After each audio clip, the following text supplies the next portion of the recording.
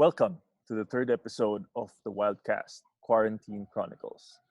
My name is JP Alipio. I am an environmentalist, mountain biker, trail runner, photographer, and currently the director of the Cordillera Conservation Trust. And we are here to talk about people, their histories, what makes them who they are, and the journeys that they have had through their life. Over the course of this series, Quarantine Chronicles, we will be talking to different people and personalities, both here in the Philippines and across the globe, on how COVID-19 has affected their lives, their businesses, and how we can all cope. I am here to share their stories, their expertise, their lives. On today's Wildcast, we have Dr. Deo Onda, whom I have known since his college days as a member of the UP Baguio Mountaineers. He's now not only one among only 17 marine oceanographers in the Philippines, he specializes in microbial oceanography, and he's also the youngest at just 32 years old. He's the Deputy Director of Research in the Marine Science Institute and also manages the 2 marine research vessels of the Philippines, and only at 32. He has done research in the North Pole and now heads the Marine Science Institute research expeditions to the West Philippine Sea and other areas relevant to our seafaring nation. Last March, with the imposition of a Luzon-wide lockdown, he took it upon himself to start driving stranded frontline workers, nurses, doctors, and more to their hospitals and homes.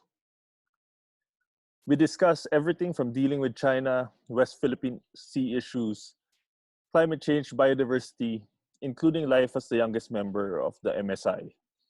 Of course, life as a frontline driver, meeting frontline workers every single day, and we discuss how his job as a driver has evolved from simply driving to being almost a therapist and a safe space for release for the frontline workers between their stressful jobs and the fear and stress of bringing home the virus to their loved ones. Here is his story.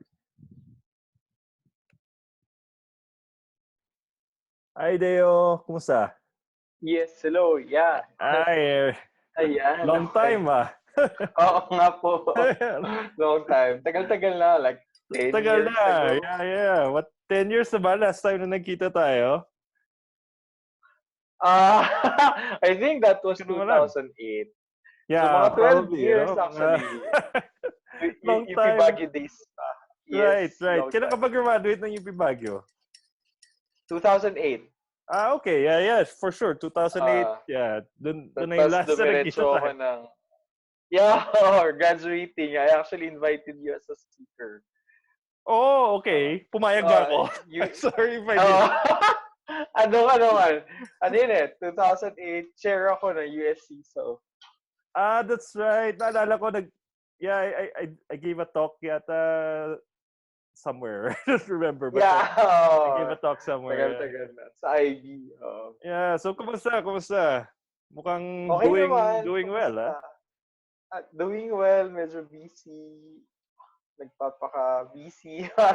Nagpapaka-busy. So, kumusta, parang UP professor ka na ngayon, right? Are you... Yeah. So I'm affiliated now with the Marine Science Institute. Okay. I'm an PhD professor. Tapos, I'm also serving as a deputy director for research ng institute. So, Wow, galing. Medyo exciting ang buhay, I'd say. Right. It's a long way from when we were up climbing Mount Cabuyao Very. drinking cheap gin, ano? Who would have thought, actually? Yeah, parang Yeah. climbing up the mountains, pulag, drinking cheap gin, and... I know. Alala ko pa, gin buga. Ano yung gin buga dahil walang chaser. Isang shot, isang buga. So, those are the times na kami sa bundok. Yeah. So parang just a little background on this podcast. I just started it a few weeks ago. And I actually listened to the one. Yeah.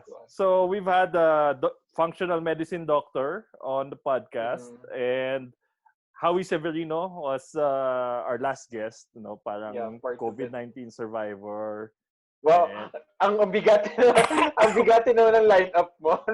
Yeah. Well, plus ikaw, di ba? Kasunod, di ba? Parang, parang biglang jump sa akin. well, I think, personally, kasi I started this podcast because I think a lot of people like you have interesting lives that I think other people should hear about. No, how did you get to that point? Why did you get Yeah, into yeah. marine conservation, marine microbiology? Um, parang Sort of you things. studied your PhD in Canada ba? Tama ba? You took your Yeah, yeah, PhD. in Canada. In And Canada. what school in Canada did you take your PhD in? So I did my PhD in the French city of Quebec, La Oh, Ville de okay. Quebec So in marunong ka na Canada. mag-French ngayon. Oui. Oui, tu parles Oui. français? Oh, pa parle français. So yung university is called the Université Laval. It's one of the oceanographic institutions in Canada. So ang specialization niya really is oceanographic research, Okay. oceanography. That's the reason why I was able to go to the Arctic, to the North Pole for my Right. research. Galing, no? I saw your videos and your photos sa North Pole. Sabi ko parang, wow, galing naman. Whenever people ask us like, sa ka galing? Kasi ko taga Palawan po. I'm from Palawan. So parang napakaliit na isla in the middle of the South China Sea. Right, right. Tapos you get to go to the Arctic. So what's the connection da? So it's more of expanding your horizon and your perspectives, Paano I yun? guess. Tell me something about yung Arctic research mo. Did you go diving or was it No, like so terrestrial? uh, yeah, it's more of the oceanographic research. So we hop Okay. on a ship. We go to the northernmost coastal community in Canada. Okay. Kugluk to kung tawag doon. Yung northern talaga siya. And then we get picked up by the vessel. Tapos we hop on a ship. We go to the North Pole. So we do transect surveys. We deploy equipment. We collect biological samples. And then we stay on the ship for around a month or so. So punta tas pabalik. Wow. Galing, ah. Yeah, Galing. yeah. That's It's amazing. a yeah, I know. Yeah, it's something that I'm always proud to share kasi I think not all people would have the opportunity to actually go to those places. Yeah, ako, parang it's one of my dreams to be able to visit those areas. Pero parang at this point, especially with COVID-19, how am I I even know, I dreaming of know. traveling Yeah. outside? Ngayon nga, parang traveling outside of La Trinidad to go to Baguio is already an effort. So, Yeah, it's what already more something. what more to go to the North Pole, no? So parang Yeah. so what you went through and what you studied. So what was your research about? Like what was the Yeah. specifics? Yung degree ko is actually inter-university in oceanography. So it's really Okay. more of studying the oceans. And then I went to the Arctic and I became so interested. If you talk about climate change, um, yung effects niya, yung symptoms na pinapakita niya, I think the best place to go to is really the Arctic because it's one of the most, if not the most vulnerable region right now. Right, that's true. The symptoms of climate change, for example, ice loss is very much evident in the region.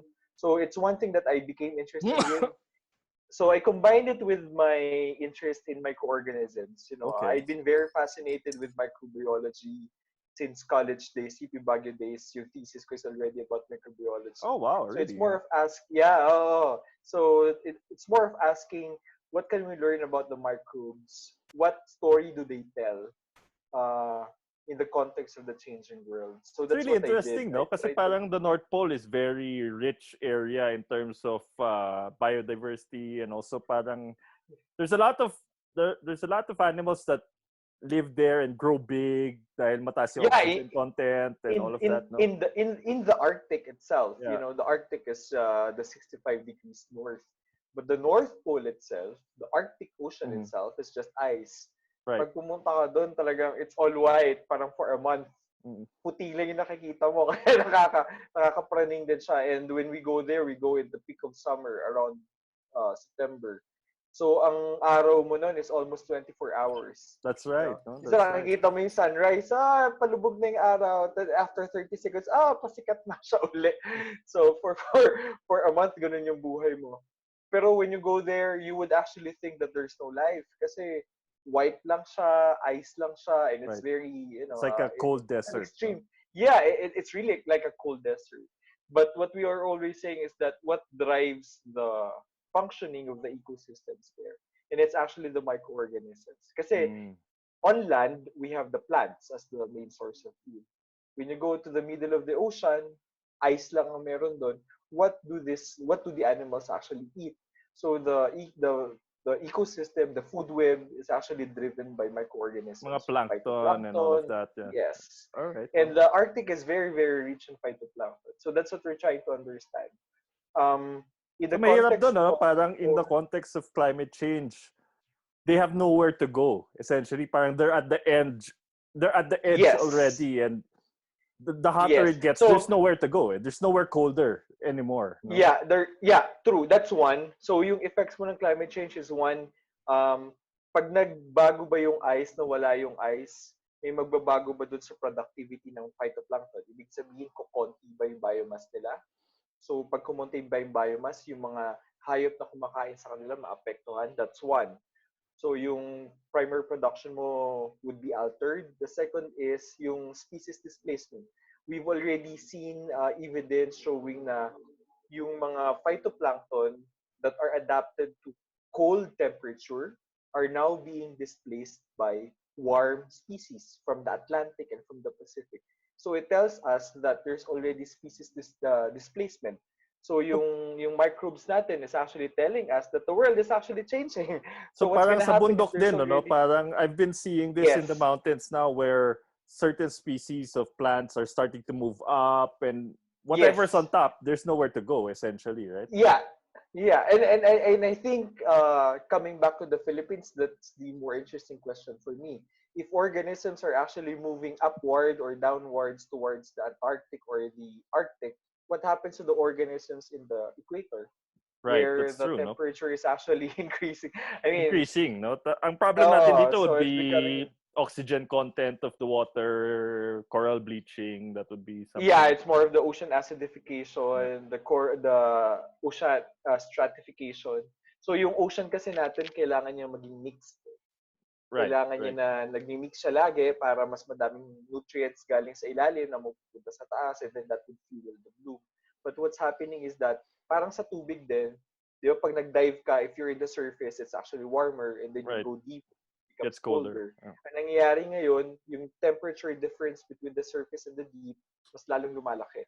And therefore, your oceans are becoming more stratified. And with more Mm, stratification, you prevent the mixing yung mga pataba, yung mga nutrients coming from the deeper waters cannot be go transported up. in the Ah, surface anymore. okay. So what's gonna happen to the primary production? And the Philippines, being an archipelagic country, we are surrounded, we went back to the data that we have and then we tried to recalculate ilan ba ang percentage ng land versus water ng territory ng Philippines, including the EEZ and the extended EEZ of the country. Mhm. The Philippines is actually 82% water and only Really? 18%, Wow. yes, and only 18% And how land. many people know So how to swim in the Philippines? You know, I it's a know, good question right? to ask. Parang we don't So in this appreciate context, being an true. I archipelagic always country. I always say that as Filipinos, we are mountain people, but we are also a maritime nation. And I Right. think we need to go back to that roots that we are That's actually a that like maritime for me that's nation. super interesting because I live in the mountains, no, and Yeah, we work with a lot of mountain people who technically they've never been to the beach. Some of the true. mountain people have never been to the beach. They But I'm spend their sure whole that some of lives. the products from the coast actually Yeah, reach those in of the course. No, mountains, right? There's always a trade. pero there are some areas we go to like we go to this place sa Kibungan. We have a project there. Parang mountain area, pero nakikita mo yung dagat, nakikita mo yung Lingayen Oh, Gulf. Pero they've never they've left never been, yeah, they've that never area. left, So they've parang never visited. they've never visited. So parang it's really interesting because in the Philippines, we're never more than 100 kilometers away from the sea in any True. direction. Parang Yeah, if you yeah. go in any direction, you're never that far. But we don't really appreciate our being an archipelagic nation as much, no? Nation. Parang we think True. we're a continent. Parang ganun mag-isip yung Filipinos eh. And I We're not think it has no. repercussions then on how we developed as a country. Kasi if you're gonna go back into the laws and the policies that we have, especially in terms of development, talagang concentrated pa siya on terrestrial Right, that's right. environments, on land. I mean, So we don't right even have now, enough boat links, no? Parang kulang. no, totoo. I mean, me as a researcher, ha, isa lang ang research vessel ng Pilipinas. Dalawa na pala. Dalawa lang ang research vessel ng Pilipinas. I mean, if we are really concerned about doing development, we should be doing research. And That's when we true. do That's research, true. No, why you need the research? we should have more seagoing capabilities. And right now, we only have 2 research vessels. Wow, for the So whole that tells a country, no? lot for Imagine. the whole country. Eh, And right now, in terms of expertise, I think we only have like 17 oceanographers, 17 or and so you're ocean. one of those 17 oceanographers. Wow. Yes. I mean, it's a privilege, but it's a Yeah. responsibility So, to kailangan actually study mag-ingat the ka dyan sa 82%. COVID-19 because we don't want to lose you. This is... No, I think, so dito pumapasok yung aking pagiging microbiologist. Right, that's true, that's true. So parang you grew up in Palawan and dun ka ba nag-aral na elementary and high Yeah, I school? was born in Palawan. I was raised in Palawan, elementary, then high school. Tapos And UP then, Baguio. UP Baguio. That's Right. also a funny story kasi, I mean, I was supposed to go to Diliman, sa Palawan, usually you go to the main schools in Manila. Of course, Diba? of course. Sa Midzola, ganyan. And then, sabi ko sa nanay ko, gusto ko ng UP Baguio. Bakit galing ka na ng probinsya, pupunta ka pa ng probinsya. I mean, Right, Baguio right. City still feels like a province, right? But good Pero I choice, think di ba? that's Di one of tayo the- magkakakilala That- kung di tayo. I think that, yeah, true. That's one. And I think that's the best decision I've made. Right, right. It's really a different environment. No? Parang now that you It work, is. it's a completely different parang culture, different environment. True. You're mas Imagine, relaxed. in Palawan, my house was just in front of the sea. My parents' house was just in front of the sea. What part So I of grew up in Palawan the are you sea. from ba? So I'm from the south, Brooks Point, Palawan. Brooks It's Point. like Oh, nice. 4 hours away from Puerto Princesa. Backyard namin ng Mount Mantalingahan, which is the highest mountain and the highest peak in Palawan. So I was always, from there naman, I'd been exploring a lot from the seas to the mountains. I Right, think right. that kaya din ako naging UP Baguio Mountaineer because of that. I was looking for that platform kung saan pwede ko explore pa ang mga kabunduan. Right, right. About 10 years, oh no, not 10 years, maybe 8 years ago, I did some work with WWF in Sabah. And we went to an island just off of Palawan. Parang malapit siya sa Palawan eh. And yung mga tao doon, taga Sabah sila, and they would send their kids to school sa Palawan. So, Palawan. Yeah. parang Palawan yung kids sila nag-aaral, pero Sabah sila nakatira. So, I don't know how that works. I grew up with a lot of my friends were actually Malaysians. They were born okay. in Malaysia, pero they studied in Palawan. Sa amin naman, born in Palawan, pero nagtatrabaho sila sa Sabah, Malaysia. Yeah, so normally ganun, no? Kasi sila yung may trabaho. Oo. Totoo. Yeah, doon yung employment eh. Pero products, in terms of products, lahat ng mga Malaysian products sa amin bumabagsak. So, Right. lumaki kami sa Malaysian products. So, yung So- cultural awakening talagang mataas na even before. Being from Palawan, I've only been to Coron, El Nido, and Puerto Princesa. Yung parang tourist destinations dyan. So, parang as a insider, meron ka bang parang special spot? Ay, oo. I always say, if you wanna go on beaches, you go to the north. If you wanna go on adventure, you go to the south. Okay. So parang more Kasi mountains in the south, jungle, ganyan. More mountains, jungles. Actually, there's also a lot of beaches. Okay. Ito yung mga hidden paradise eh. Oo. Ako, I'd been to a lot of islands sa south now. I would just stay with my friends for a week. Kami lang ang tao. Wow. No signal, bonfire. Yeah. Kami Mura lang pa tao. bang So, island there's sa a lot south? of... Hopefully meron pa pagbalik ko na after this COVID. Hopefully meron pa. Parang Pero, maganda magka-island ngayong may COVID-19. I know, right? So, parang masaya doon na ma-lockdown. Right. Pero yeah, I mean, there's a lot of hidden, kasi I think ang naging hindrance sa Southern Palawan is really the talk about terrorism, diba? That's right. Nabalita siya masyado, then it's very close to Sabah, Malaysia, close to Tawi-Tawi, close to Mindanao. So I think medyo yung tao, they were very much hesitant before to visit the Southern Palawan. Pero ako, I brought my friends from Canada, from Germany, from Europe, sa amin, sa bahay, sa Palawan. And they enjoyed it. It's very peaceful. So Right, I right. So hope it's after this, something that kailangan Filipinos can also makapunta ako dyan sa reconsider. bahay nyo sa Palawan. Yes, sure. Yeah. Yeah, let me know. I'd be happy to tour you around. Tsaka, Mantalingan. Right, Mantalingan of is, I course, of think, course. So, I've been to a lot of, I mean, I'm sure you've been to a lot of mountains. I've been to a lot of mountains, pero isa siya sa pinakamahirap na naakyat ko. parang jungle, limestone cliff. Parang ganun ba yun? Yeah, mossy forest, limatic everywhere. Oh, limatic everywhere. Nako. Yeah. Yes.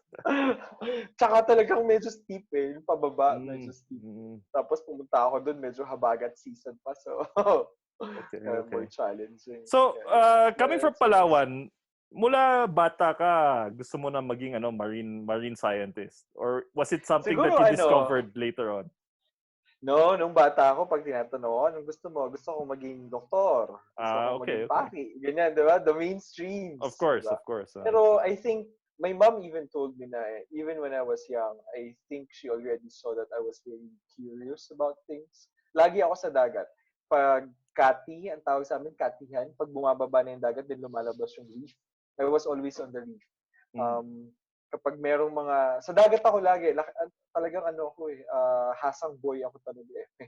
So I was already very much interested in the seas. Tapos madami akong tanong. Ang nanay ko lagi rin galit dati kasi kung ano inuwi ko sa bahay. Mm. Shells, mga seaweed na bumabaho lang naman. So there's already, curious na. There's Yun. already That's the what's important, no? Parang curiosity. live curious. Yeah, Habang yeah, bata, play in the dirt. Maybe that's something a lot of parents now don't give their kids enough of, no? Parang time true. outdoors, time to Yeah. explore on their own. I'm sure nung bata ka, pinapabayaan ka lang, di ba? Walang parang Yeah, at saka ano, 'di walang ba? helicopter 'Di ba? parent. Sa atin nga, I don't know if it's the same as your generation. Pero Hoy, ilang taon lang agwat natin. pero 'di ba? Parang noon, ang problema ng parents natin is how to make us go home. That's true. Parang That's true. Yeah, isa yeah. ng hapon hindi pa tayo umuwi eh.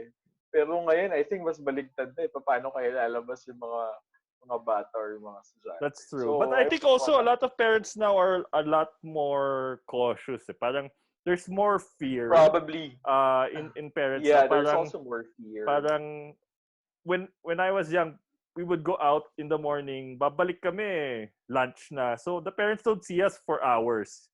Hindi naman kami It's hinahanap, 'di ba? true. Parang wala namang ano. Pero Oh, ngayon parang and they mawala lang like na isang it. oras, parang asa ka na, text message or whatever, 'di ba? Din. Totoo.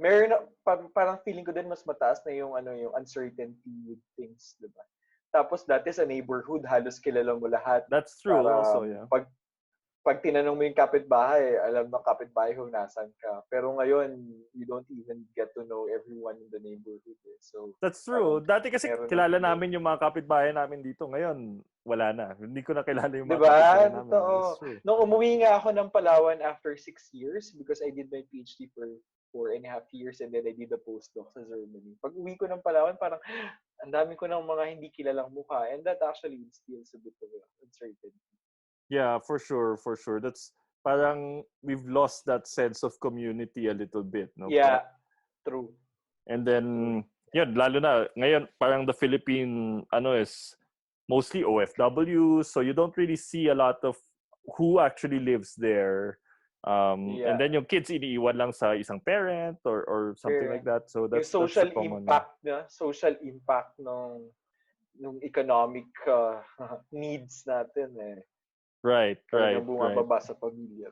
Yeah. Right. So anyway, so parang you've been doing research din sa West Philippine Sea, no? Yeah. So when I came back, sabihin ko na yung stories konti. Sige, When I sige. came back, so I was the youngest faculty in the Marine Science Institute. Wow, congrats. That's an achievement. Thanks. Actually, minsan hindi ka na congratulations kasi pag bata ka, sa'yo hindi na pupunta lahat ng trabaho madami. Well, more Yeah. experience is better. But yeah, true. No, I'm always willing to learn naman. So when I came back, parang ang research ko was really more on the harmful algal blooms, red tide. And then the Marine Science Institute was looking for kasi medyo busy na kami eh. It was already in the past years that the MSI had been very active in going to expeditions on our own sa Philippine Rise, sa West Philippine Sea, sa Visayan Sea, so everywhere. And the West Philippine Sea expedition, talagang medyo matrabaho siya. And then they were looking for someone who already has the experience on handling ships, and managing expeditions, which I already had. In the Parang North they Pole asked pa, di me ba? in the Parang, North Pole. that's quite a Yeah. credential. Parang, you've already had this and you've had it in the North Pole. Yeah. So I was asked to lead the program. So the program is called Protect WPS, Predicting Responses Between Ocean Transport and Ecological Connectivity and Threatened Ecosystems in the West Philippine Sea. Ang Ang haba ng haba. title ng project, yeah. But it's funded by the Department of Environment and Natural Resources. Okay. So that was scheduled last year. So they asked me to lead the program. So I did. And akala ko naman parang it's gonna be a normal expedition, na parang, sige, I'm gonna do the logistics, I'm gonna lead the expedition. But the West Philippines is very special, primarily because of the geopolitical issues That's true. surrounding it. Yeah.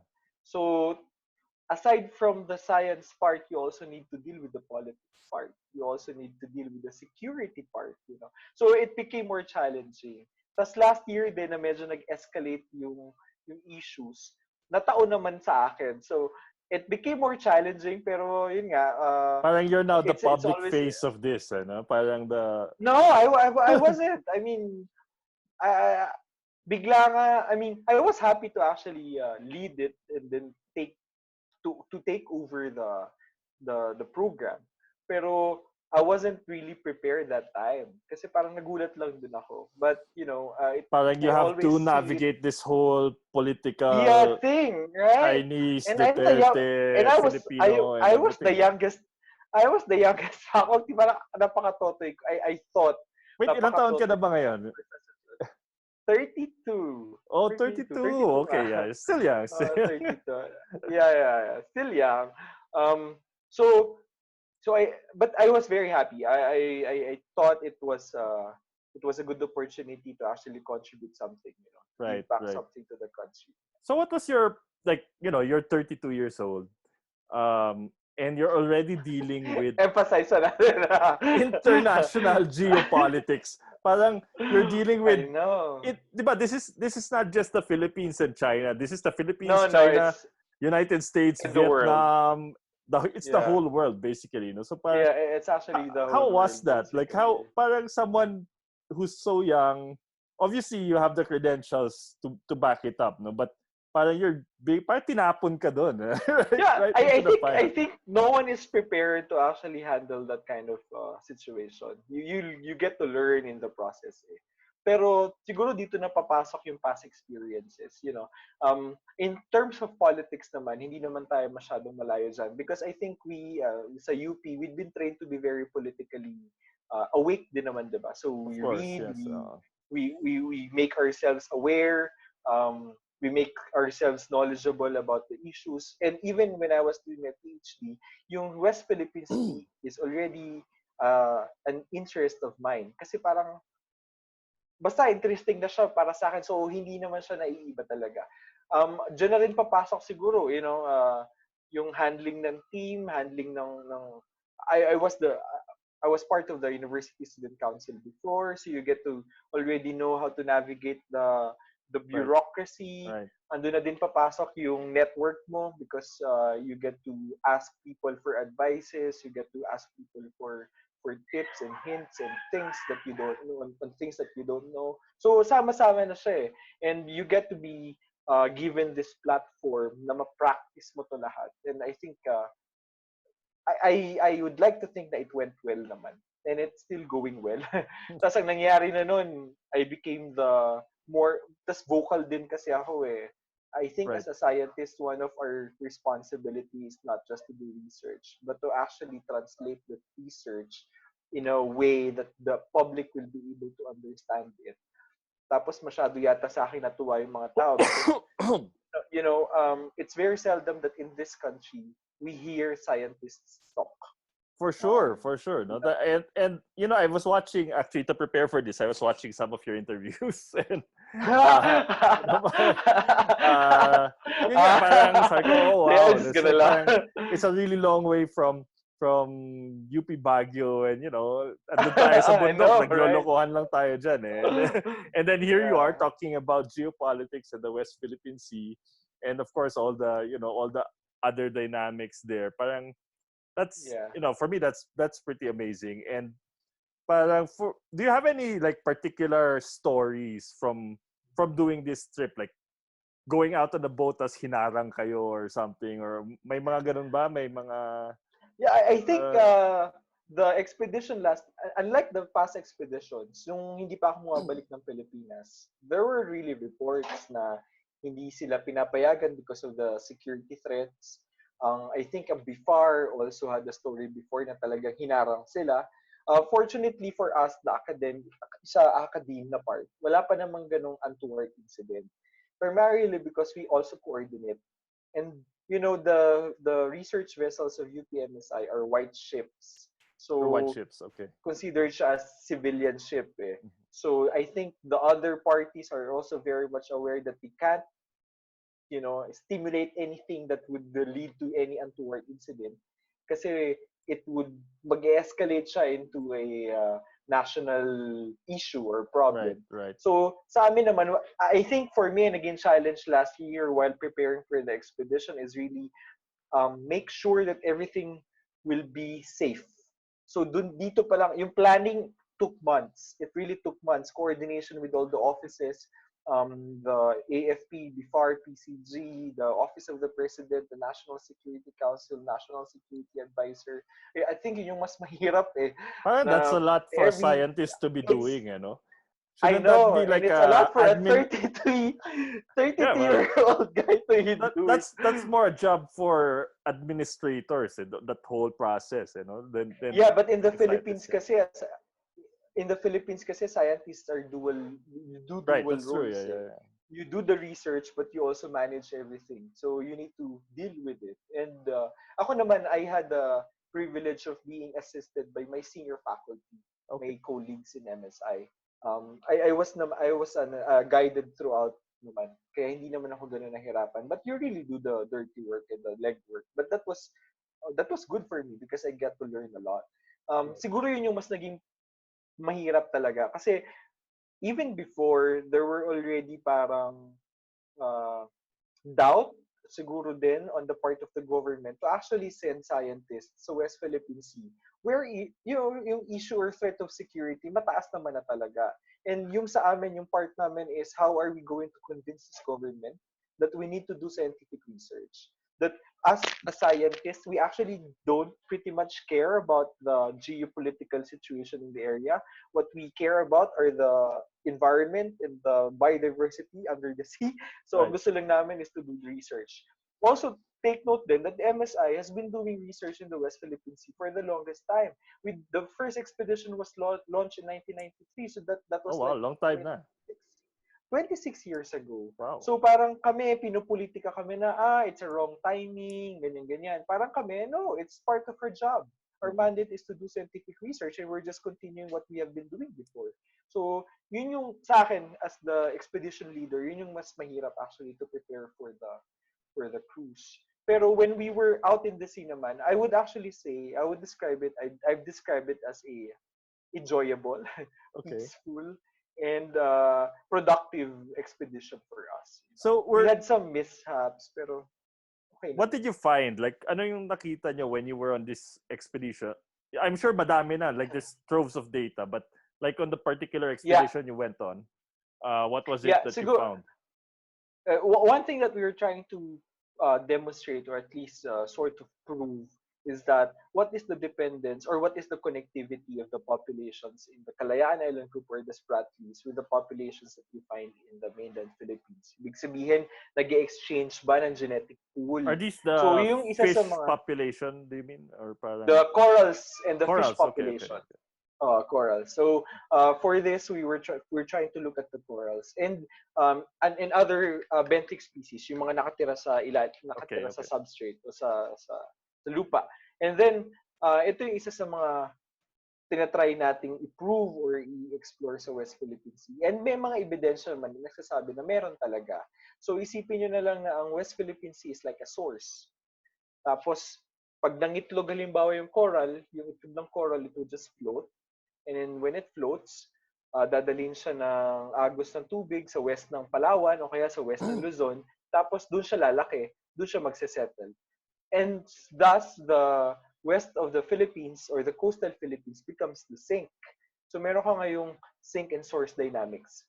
Yung So egg that of does corals that mo, include also nutrition, or is it just species, like parang gene pool exchange, or pati yeah, it's more of parang the gene pool okay. exchange. Pero if you're gonna look at the hydrography kasi, yung nutrition comes with the water, the movement of the Okay. water. Eh. So you also get to model that. So saan ba nanggagaling yung halimbawa yung mas mataas na nutrients? Ano ba yung mga processes, oceanographic processes that drive that productivity o yung pinanggagalingan ng nutrients na yun? So tinitingnan din natin yun. But I think one of the highlights is to actually show that there is a possible connection.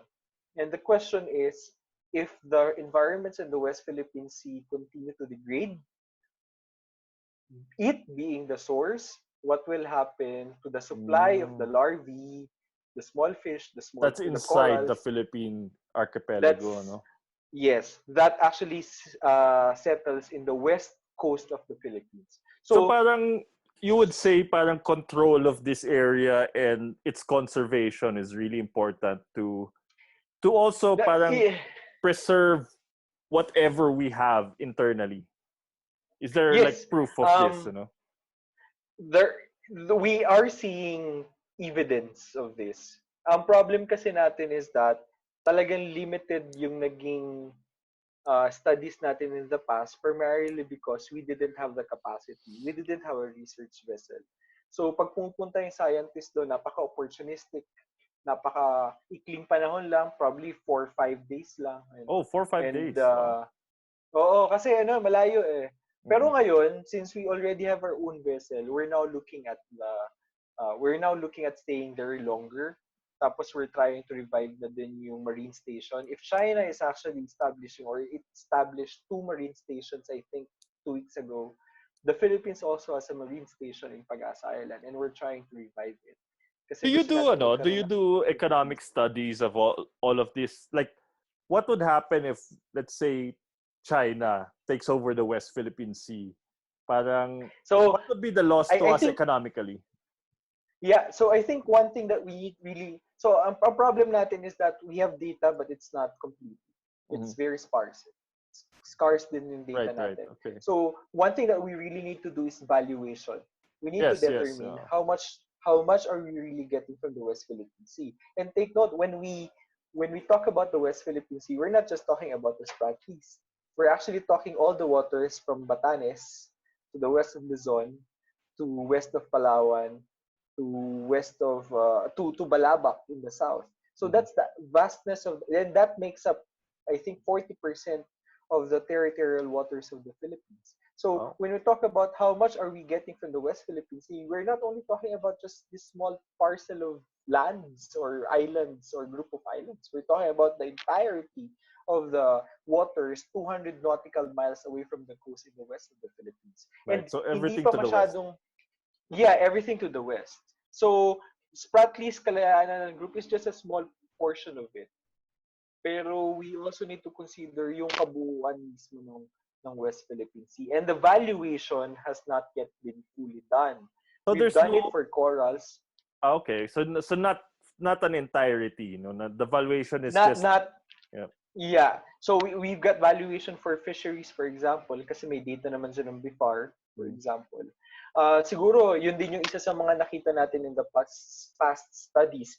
Yung interesting is, for example, in the 2000, they were saying that the West Philippine Sea, in general, contributed to around 20% of the national fisheries production of the Philippines. 20% 20%. national. Wow. Yes. But BIFAR came up with the data last year, 2019, and they were arguing that the West Philippine Sea is only contributing around 2% to national fisheries production. From 20% to 2%, bakit siya bumagsak? Then we need to ask the questions. Is it because the productivity of the West Philippine Sea is already declining? Talagang bumababa na yung fisheries production? O baka nasisira na yung binabahayan ng mga isda? Or Mhm. maybe someone else is actually getting the catch. That's true, no? That's true. So BIFAR's data Yes. is based on catch data. Is that Yes, what you're saying? it's It's the based on catch catch data. data. Yeah. And only Yes. from like big super signers, the big ships, parang ganun siguro yan, no? I think kasama na dito yung municipal Okay, so fisheries. municipal Uh, fisheries. Okay. landing catch ito, everything that gets recorded pagdating sa mga fish ports. Okay, okay. So that's Yeah, yeah. and like for you yung corals, you said you did evaluation, no? Is there a rough estimate of how much it actually contributes to our national you can I don't Yeah. know, hypothesize. Yeah. I know kulang yung data for sure, kulang yung data. No, there's a valuation. I forgot the exact value. Mm-hmm. But there's already a valuation done for the Philippine seas, for the Philippine corals. Probably I need to go back to my notes, pero I Right. forgot the exact value of how much it costs. Pero for example na lang din, why we do actually valuation. Gusto ko lang sabihin na that the value we are putting on the corals is not the absolute value of the coral itself. It's just a representation of the possible contribution of Yeah. this ecosystem to the economic development. Kasi ang mahirap dito when we translate na yung per square meter ng coral gives us this certain value of service, yung mga politicians would like think, edi pabayarin na lang natin sila tas sirain. Alam mo That's yun? true, no? That's Ayo, true also, yeah. So, ito yung Parang lagi ganun na natin lang, yeah. sinasabi sa mga parang, halimbawa, if China, if we give, If you give an exact value, parang, let's sasabihin just na let lang them ng pay for China it. na parang, okay Bayaran lang, ko di na lang. bayaran na lang namin. Right, And right. we don't want that to happen. Kaya ang gusto natin is that to when we release figures, ito sana yung talagang at hindi man exact, pero at least it would represent what the West Philippine Sea is actually giving to us. There has been a global study done on this, and they were saying that a, a square meter of coral would actually give us around $350 of services per year. Okay. So per square meter ito. Um, the global value is around 35. In the Philippines, 35 US it's dollars. valued. Yes. Okay, Ibig mababa. sabihin you're already, yes. Ibig sabihin you're already comparing the west and the east of the world. Pero when you go I to have the to ask though, Philippines parang I kasi, remember maybe it was 10 years ago, yung US, they hit a reef, diba? They landed in yeah. Tubata or something. And So yun nga, ano yung valuation that was used for that? yung binayaran doon is around $350 per square Per meter. square meter. Okay, okay. So the global average is around 35. But in the Philippines, Tubata, because Tubata is a heritage park, right? It's a natural heritage park. So it's valued at $350. So But it's the even the highest scientists are valuation, saying, kumbaga. but even I wouldn't say it's the highest. I think it's the compromised. The highest possible. Yeah, I think iba yung binigay ng scientist at iba yung na-compromise. So, it's my opinion. Right, of course, of course. Yeah. Pero I think the scientists would opt for higher. Pero, the negotiations come in and then the government stock. So there's a compromise somewhere. And then the value went down to $350. But it just tells us that the value of the ecosystems in the Philippines are higher primarily because we have higher diversity. We are at the center of the center. We are at the center of marine biodiversity. I think that's one thing that Filipinos need to be That's reminded true, no? about. We're in the Coral Uh, Triangle, we are in the Verde Coral Triangle. Passage, all of these areas. No? Yes. You know, although Verde Passage is still debatable, but data, what we have right now, suggests that the Philippines is the center of marine biodiversity. Wow, And I imagine think it that, is no? both. Parang, and most Filipinos don't know this, no? We're the And center of marine biodiversity. true, talaga parang, when I give talks, when I give lectures, parang people are, Talaga? We are in the... Well, Kaya nga, kasi if you want to parang be a marine biologist, we're a land-based seagoing nation. true.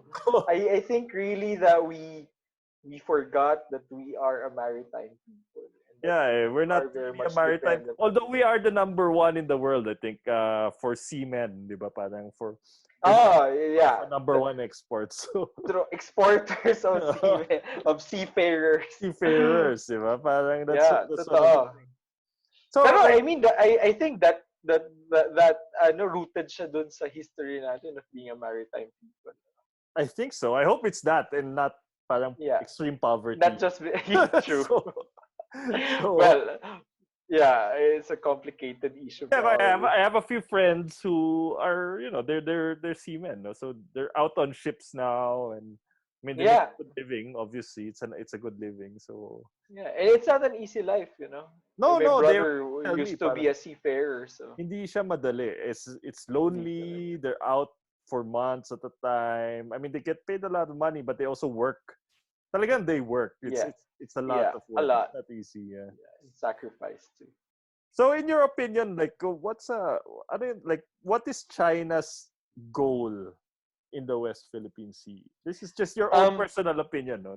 UP doesn't. yeah. I mean, based then on the, I'd been to a lot of roundtable discussions then. I think two things. One is military security. The West Philippine Sea is a very strategic position if you want to control the entire South China Sea, Mhm. right? It's a passage for trade. Yung cargoes dumadaan ng Japan papunta ng Malacca Strait and into the Indian Ocean. So if you control the West Philippine Sea, the South China Sea, you control trade, you control everything, even military presence.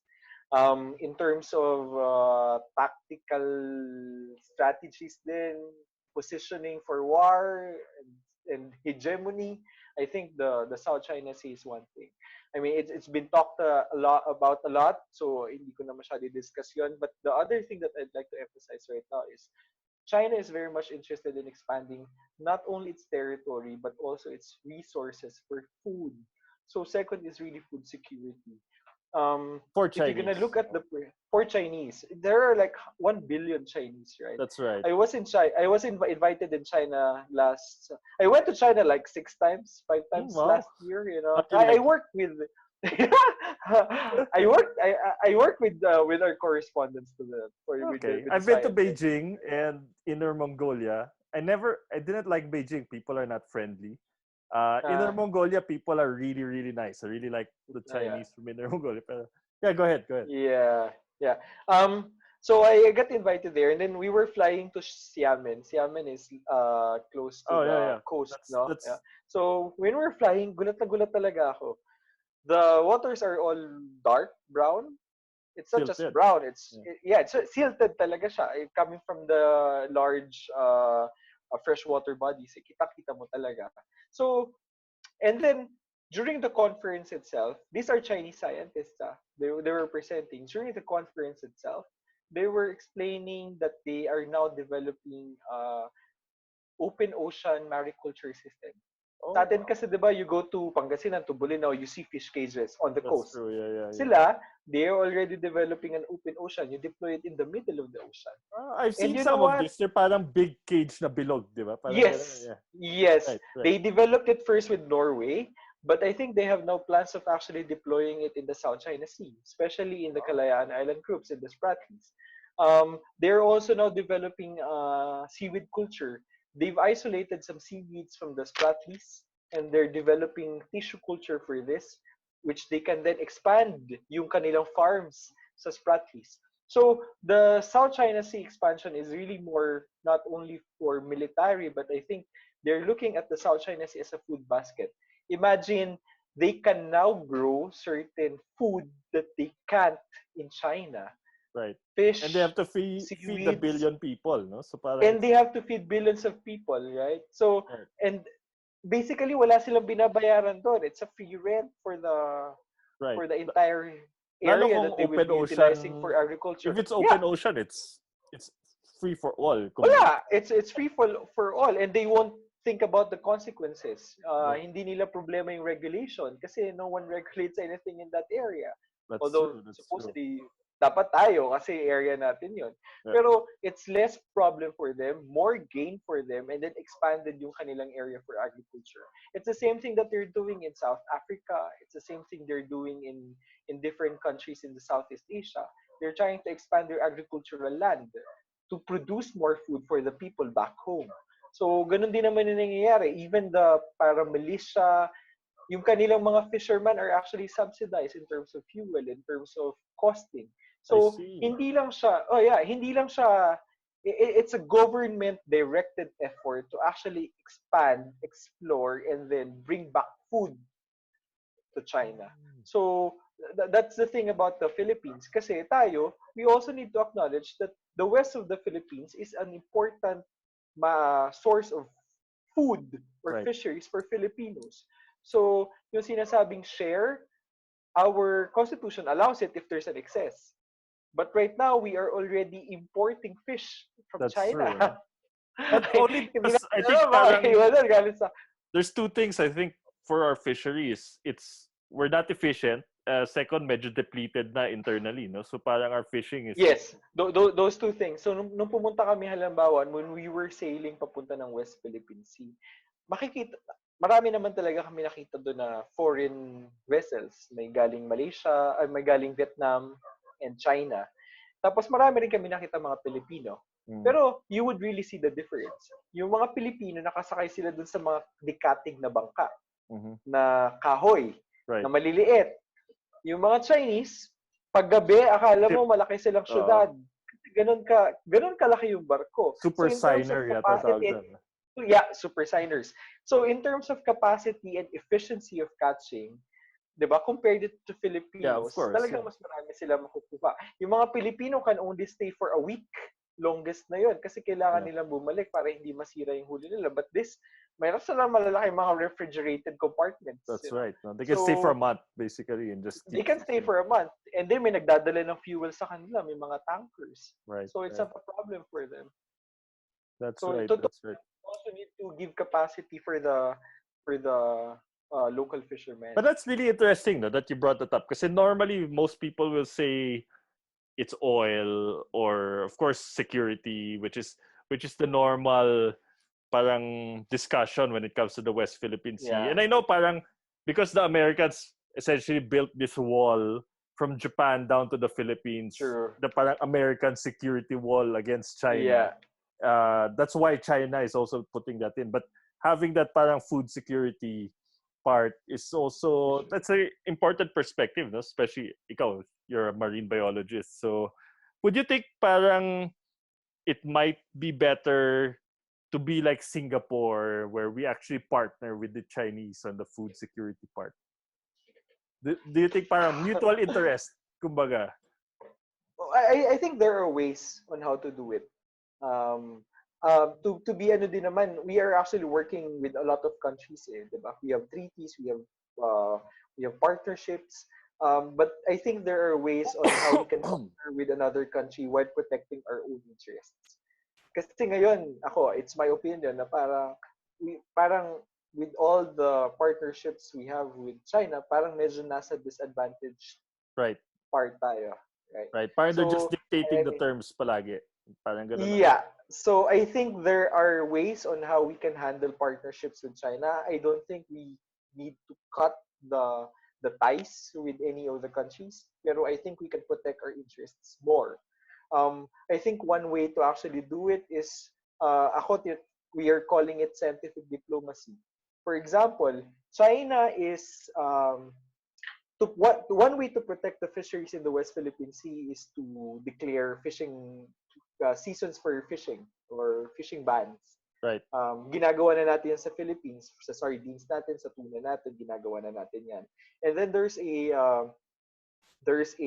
proposition or proposal for the South China Sea to also declare a fishing ban. So when I was in China like 2 years ago, we were discussing the issues in the South China Sea. Pumasok itong overfishing. China itself acknowledges that there's already overfishing happening in the West Philippine Sea. You can actually read it in their journals, scientific journals that are published, and how their way of fishing is actually contributing to this. So they know, they're Mm. very much knowledgeable about it. Tapos, ang isa sa mga, so that meeting was the scientific cooperation between China and the ASEAN nations. So, sabi ng China, so one way to do it is to do fishing bans. Di lahat naman ng mga scientists from other nations sabi na, sige, tama yan. Tapos sabi ng China, but we are already implementing fishing bans. Why are you not following? So, that's where the politics would come in. Ako, I personally said na, if we are going to follow you, it's tantamount to actually acknowledging your authority over the area. Right. Although we all agree that we need to ban fishing at certain months of the year, kanino manggagaling yung authority? Kanino manggagaling yung decision? Oh, Sino I was, magpapatupad? because I Who would studied actually this implement? for my master's. Yeah. One of the things we discussed was not to have a ban on fishing, but a quota on, I think it was like fuel or energy for the. Parang there was a calculation of, Ah, you don't ban the fishing, but you actually have a quota on the amount of energy you're able to put that out. you can use You can to use to do fishing. to do fishing. So parang, Yeah. diba? Kasi parang, kunwari the Philippines, we're using tiny boats, diba? So we Yeah. need to put out like 1,000 tiny boats to compare to the one super signer of China. And if you put a quota on the total energy needed to to extract from this area, you're limiting the whole, kumbaga, the whole system only can take X number. Certain. Oh, Yeah. parang ganun, parang sort of like that. If I remember correctly, medyo matagal na yun eh. Yeah, I mean, yeah, I mean, there's a lot of ways sana, diba, to actually regulate and Right. at least lessen yung impacts. Pero from that conversation din kasi, lumabas yung isang problema sa South China Sea. We have a lot of organization in terms of IMO, maritime organizations, marami tayong mga treaties on the protection of migratory species, but there's no fisheries organization or regional fisheries organizations or organization that actually exists in the South China Sea. And I think that's one of the problems. Okay. Kasi each country has, meron tayong need for fisheries, but we are looking at the South China Sea as a compartmentalized body of water, when in fact it's not. Everything within that basin is actually interconnected. And Of if we course. want to manage the area, we need to manage it as a region, not Yeah. as a There needs to be country. cooperation talaga. Yeah, there's need to be a cooperation. Thus, there needs to be a body that would, regulate, implement, or help come up with guidelines para matulungan tayo on how to manage the fisheries in the South China Sea. Okay. So, yun yung isa sa mga problem. So, kami, on the science part, we're calling it science diplomacy. We're trying to come up with ways on how to, objectively discuss the issues and come up with recommendations between countries, low politics, which we can then recommend to the higher ups. And then, Right. bahala na yung executive on how they're going to do it. Right. Okay, last question regarding marine biology and the Philippine Sea. Yeah. You studied abroad, Germany, Canada. I'm sure you had an opportunity to stay, possibly to stay in those countries. Konti lang ang marine biologists in the world, and it's a job that you could probably do anywhere. No, why did you come Yeah. back? Was it why did you come back? Existential question, no? Yeah, Yeah. No, I mean, I always, we're, ang hirap magsimula, no? Pero, there's one anecdotal story on this. So, when I came back in 2017, after my PhD, before going to my postdoc, sabi ko, I'm gonna stay outside of the country for some time bago ako babalik ng Pilipinas. Siguro, after 10 years, bago ako babalik ng Pilipinas, when I already established myself, ganyan.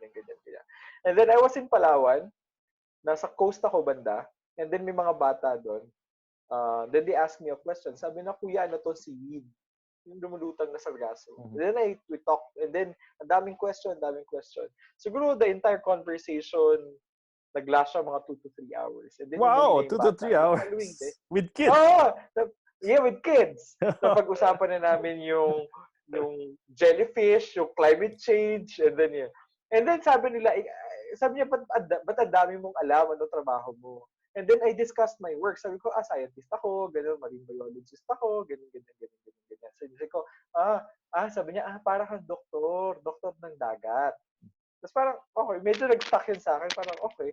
And then, the day after I met the mom, sabi nung nanay, alam mo, na-meet ko yung anak ko kahapon, nagkwento sa akin tungkol sa'yo, gusto rin maging marine biologist. Wow. And you know, you inspired someone, eh? Wow. Alam mo, medyo madrama yun. Madrama yung story na yun, but sometimes you always go back to the question na parang, saan ba ako mas kailangan? Where will I be able to inspire more people? Kasi, truth of the matter is that, as a biologist, you go to other countries. Yeah, generally. I mean, you're just one of the few diba? You're one of the many. Parang, pare-pareho naman kayo ng kayang ibigay. And I think, in the Philippines, there's really a lot of need for us. So, parang dito, it's more of the fulfillment siguro na ang daming kailangan gawin. Where will I be able to contribute? Sabi ko nga, if I can inspire one, I think that's already wow. I mean, you've inspired me today already. Hey, you've inspired me before. Parang gusto ko maging marine biologist at this age. Pwede pa siguro. Pwede pa naman. Diba? But pero yun din, that's second to it is that I think if you want to be a marine scientist, you're already in the center of marine biodiversity, right? That's right. So, there's no better place. No better place. Except the North Pole, maybe.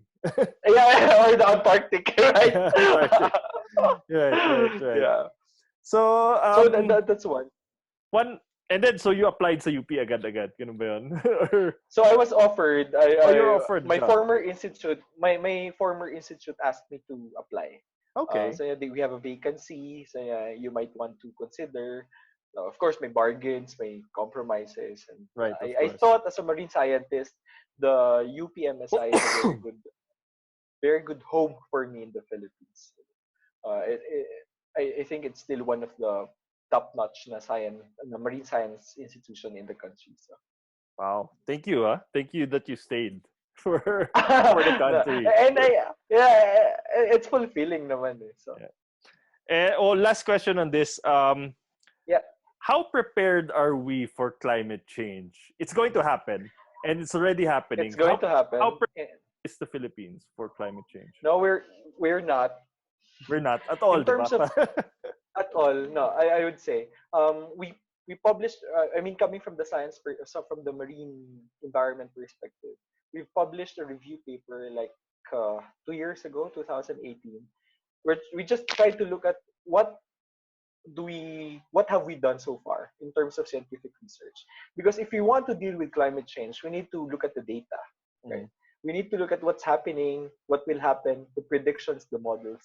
And talagang sobrang left behind tayo. Talagang in terms of how are the seas changing, halos wala pa tayo masyadong alam. We've got a few, but it's not comprehensive enough to actually predict or at least simulate what's going to happen to the Philippines in the future. I worry because we have 100 million Filipinos, and yes, and we have 7,600 islands. We have 7,600 islands for an archipelago. We're number one in terms of storms, extreme climatic events, and we're not doing anything. We're not spending any money to prepare. We're not doing any type of social preparation whatsoever. There's no removing people from dangerous areas. There's no food security. There's a whole host of doing, di ba? And we should be preparing now for what's going to happen in 15 years. And parang there's nothing, di ba? It's scary, the amount. Especially if you know what's going to happen, parang it's really, really scary. It's really scary. What's going to happen? you know, before I went to the Arctic cycle, oh yeah, sure, climate change. I mean, I know what climate change is. The first year I went to the Arctic 2013, hindi kami makalabas kasi punong-puno ng ice. The next year I went there, 2015, dire-diretso kami hanggang North Pole kasi wala ng ice. Wow. That's a huge difference. It it really made a big impact on me kasi parang, eto na yon. I mean, what else can you ask for? And for the Philippines, it's more troubling kasi I don't know, yung level of preparedness natin, even the knowledge that we have, hindi pa siya ganun to actually prepare the country for what is to come. Right. So yeah, nakakatakot. I think we're like parang ang analogy ko sa Philippines is we're like a frog in boiling water. Yeah. It's boiling So, slowly. And nobody's really minding it. Parang, oh, slow, we're going about our life. Until parang, boom, you're cooked, Yeah. diba? Parang that's exactly what's gonna happen to us. But there are 20 some years. initiatives. There are some initiatives naman na, diba? I mean, we've got already the Climate Change Commission. UP has already the UP Resiliency Institute. I saw that. The idea Yeah, that's there. really good. The idea But we're there not, is parang to, for me kasi, if you look at our budget and you look at how Congress is spending our money, no. there is nothing in the budget for climate Nah. adaptation, climate change. And parang at this point, we don't need solar panels. Eh. It's gonna happen. We don't need solar panels. In fact, we probably don't need to cut down on carbon emissions in the Philippines because it doesn't matter anyway Yeah, it doesn't matter anyway. in the whole this is controversial. I'm sure a lot of my friends will be for saying this, Yes. but parang you don't need to cut down because the Philippines is less than 0.001% in the whole world. So parang what we're very insignificant. Is spending money on preparation, and there's zero preparation being done. There is no budget. We should be spending in the billions every single year to prepare for this. Sea walls, moving people to safer areas, making food secure, making sure we have, agricultural capacity, because parang it's a sure thing. Parang it's no longer if it's going to happen. It's going to happen in 10, 20 years. No? So parang we're not spending anything. Sa amin, if you're gonna look at the perspective from the research part, kung titingnan mo yung race, yung ibang bansa, they are already on the part of mitigation and preparation, primarily because they already know what's happening. Sa atin, nag-scratch pa lang tayo ng surface eh. Kaya hindi natin alam kung ano yung approach. There might be some, attempts to implement something, pero hindi kasi siya science-based, hindi siya data-based, hindi siya data-driven. So yung adaptation of a certain mitigation, hindi siya applicable to the certain region or locality, primarily because inadapt mo lang siya from somewhere else. It's not localized in the local. It's not in the local context. So I think that's one of the problems we have. Yeah. Well, we'll see. No. Hopefully, diba? But what we need is parang I think we need a war room for climate change adaptation in the Philippines, and with a big war chest, essentially. We need. Yeah. I was talking to a friend actually recently na parang he was asking me about some parang advice on, they have a big company and they're thinking of giving a lot of money away, essentially. Parang sabi ko, climate change is the biggest problem we're gonna have in the next 20 years, and nobody is spending for it. We need to be spending in the range of like 50 billion a year. Yeah. Something like this. Something like that. That includes research, construction, everything. Preparation, parang 50 billion a year or 100 billion a year. No, that's what we need. I think that's where having a leader who is very much aware about, these issues, dito pumapasok din yan. Sana we get to have champions. We get to have champions up there who can really convince the you have to compete with so many different issues, things, poverty and security.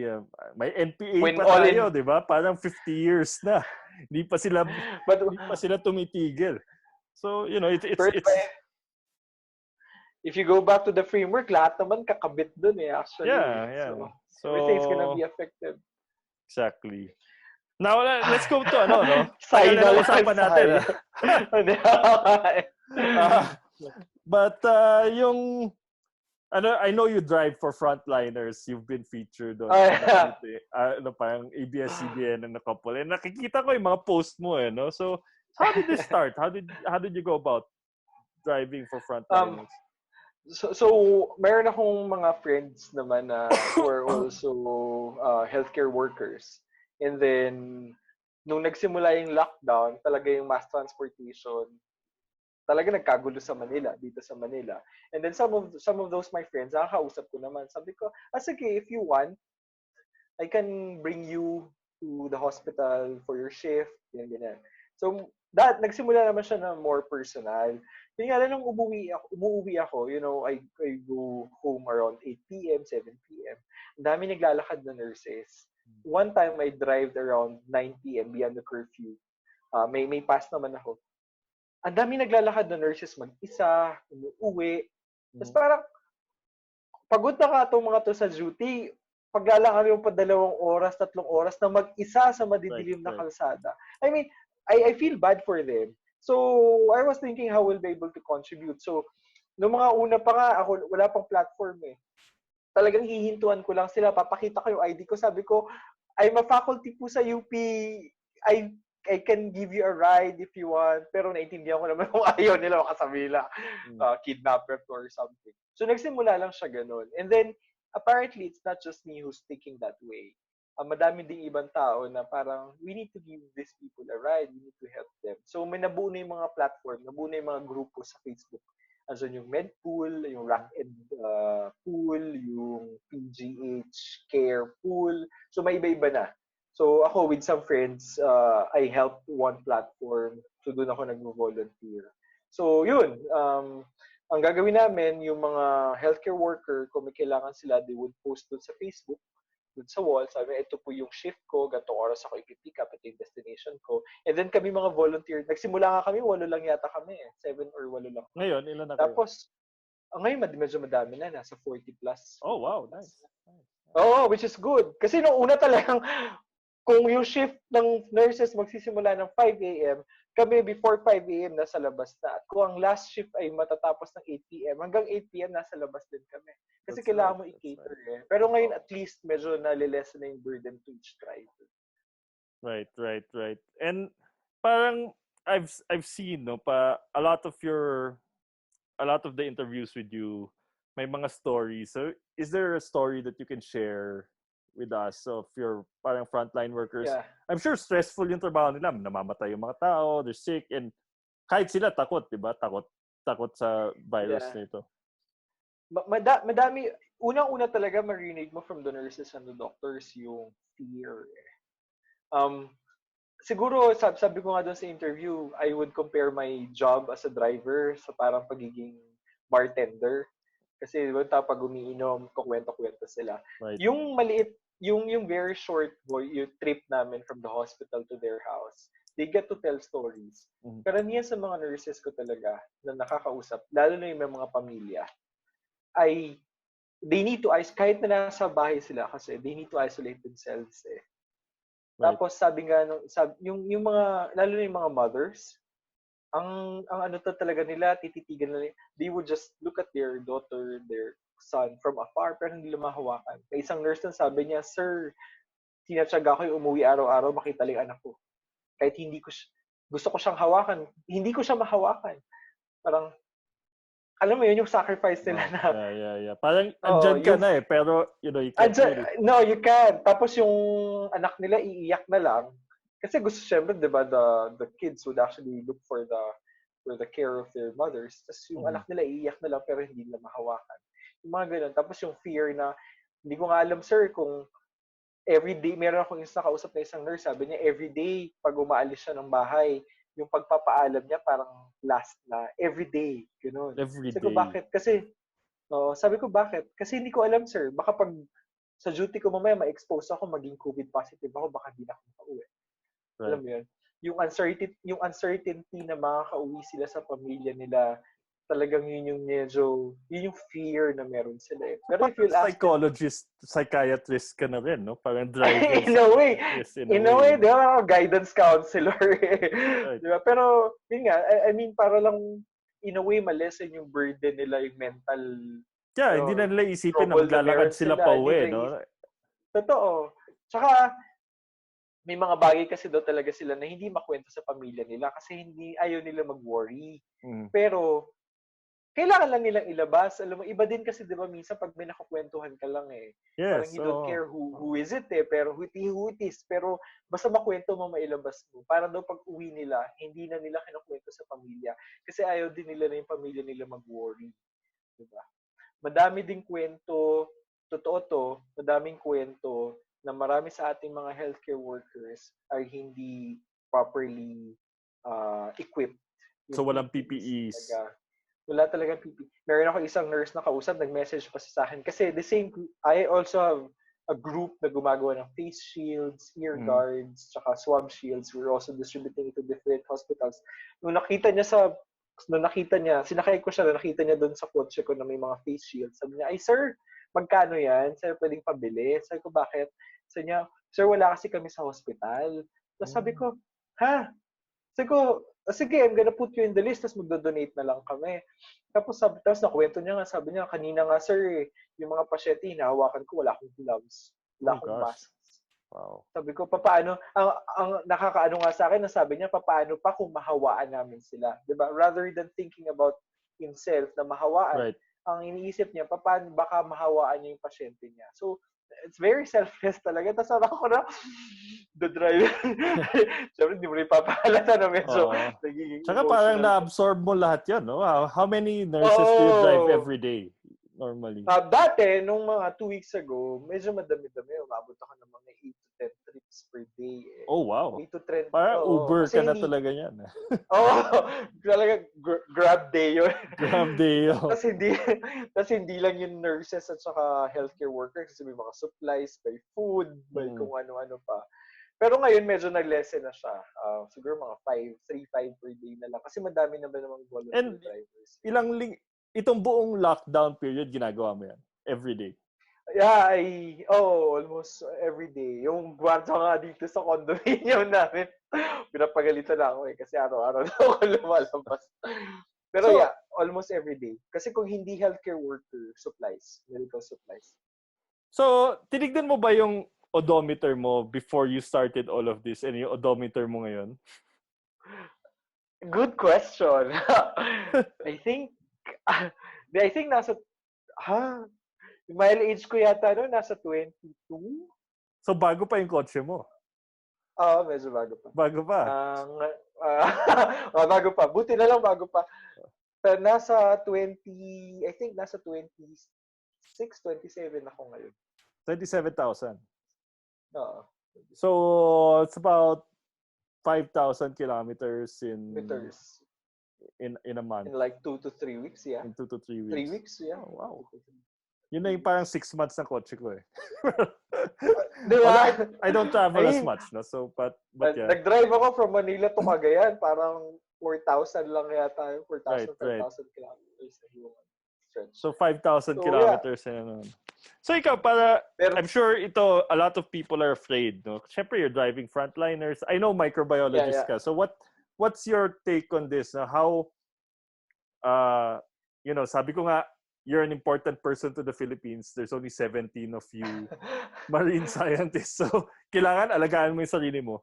And, so, ano yung precautions na ginagawa mo in terms of preventing the virus from infecting you? Yeah. So, din naman, so we've set rules din naman within the platform, within the medpool. So, it's a commitment between the driver and the passenger. One is that you need to make sure that you're healthy. Wala kang kahit anong symptoms. You had a very good sleep the night before. Walang symptoms. So that's one. It's both for the passenger and the tapos PPE, naka-gloves kami, so you wash your hands always. Okay. Hindi ako full. Okay. Hindi siya full, pero at least meron kaming face shield or goggles. Tapos meron kaming mask. Tapos meron kaming gloves, or you always have alcohol, Are sanitizer you beside in you. air-conditioned car or nakabukas sa bitana? So, whenever na magsasakay kami, bukas ang bintana. Okay. So, it's hindi kami nagkukulob, Oo. or we don't close the windows kapag may sakay kami. Tapos there's always a distance. Kaya din limited kami kasi we can only carry one or two. Ako That's right. SUV yung akin, so medyo malaki, so I can have two. Pag Mm. magkaibigan naman sila or magkasama sila sa work, di okay Okay lang lang, na yeah. magkatabi sila. Yeah. Oo. Kasi they get to interact every day din naman. Yun, pwedeng sila magkasama. Pero ikaw as a driver, wala kang katabi. Mm-mm. So sa Tapos, likod sila. sa likod sila. Sa likod sila. Wala And ka then linalagay na barrier or whatever. kasi open window naman kami eh. Okay. Pag nag-open kasi ako ng window tapos naglagay akong barrier, tinry ko na siya, yung hangin.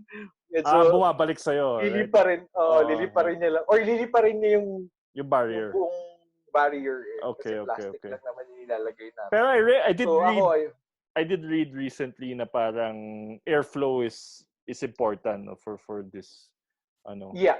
So open Yeah. cars. In fact, mas Yeah. safe pa So yung jeepney kesa sa closed ambulance, 'di ba? di ba?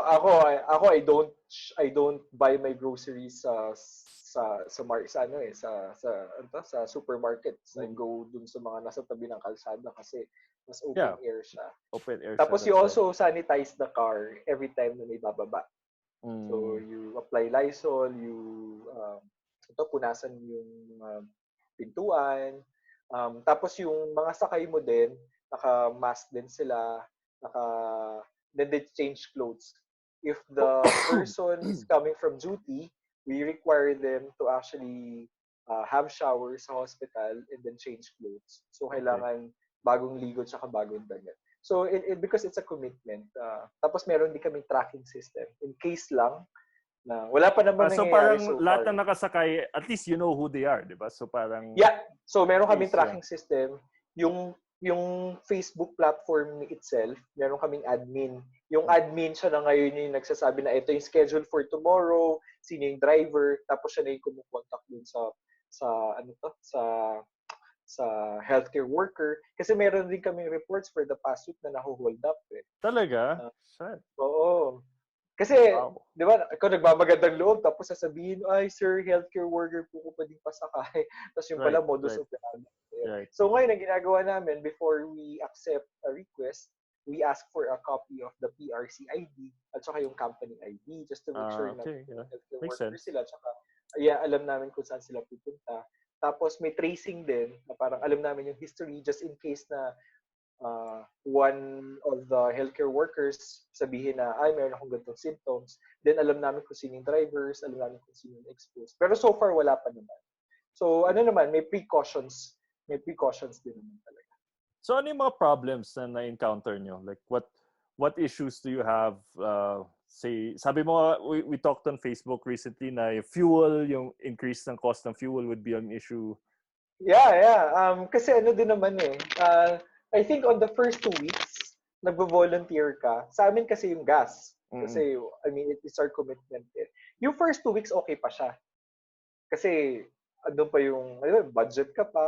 Pero pag nagpo-prolong ka, talagang ibang drivers nagsasabi na parang, hanggang gantong oras na lang ako makapag-drive or sa gantong area na lang ako. Kasi medyo mahal yung, magastos naman talaga yung diesel. Plus yung maintenance pa, di ba? You have to change the yung oil. Maintenance pa Ikaw, you've got 5,000 kilometers. Change oil na yan. Malapit na. Synthetic. Ako naka 10. 10,000, right? After 10,000. So parang it's something. Din yung paglilinis ng kotse. That's right. Yung sanitizer mo, yung Lysol mo para sa kotse. So may cost. May caustic, yan. May cost. May cost. Wala pang nagsisponsor ng fuel. So ngayon, magaling tong admin namin. He already talked to a company, Sea Oil. So, ex-deal siya. Parang may certain part ng promotion. And then they will be giving out 500 vouchers. Nice. Galing. Yeah. Galing. So, nakita naman nila yung need eh. Tapos, pag may isa kayong healthcare worker, you can also ask for a discount. Kapag nagpa. Oh, Kung that's good. nagpa-fuel That's ka. really good, no? At least may Mm. na ganyan kasi it's a need eh. Right now, Yeah, I'm sure bukod sa inyo kulang pa rin 'yun, no? I'm sure there's yeah. Lalo na ngayon kasi the OVP, the Office of the Vice President Robredo, mm. they already stopped their free shuttle operations today. Oh, they stopped it. Ano nangyari? They stopped it. I don't know what's the reason. Ako, tingin ko, it's more of the cost. Kasi babayaran mo yung driver, That's babayaran mo right. yung fuel, That's right. lahat, pati yung maintenance ng sasakyan. Kasi Mm. pinapahiram. I think it's, kaya in the long run, talagang medyo, ano siya Oh, eh, magastos mahirap siyang 'yan. Magastos sustain, 'yan. magastos. Tapos, they have a lot of routes. So yun, kanina umaga, punong-puno kami ng request. Primarily because wala na yung free shuttles na inaabangan nila before. Wala I thought So, the government is stepping in. Wala pa ba from other government? hello, DOTR. I can't vouch for the government, pero I mean, if there is an increase in the number of requests, then primarily because there's a Right, right. limited number of seats available. That's true, So, no? yun yung isa sa mga issues. Siguro isa din sa mga issue ngayon is yung yung housing.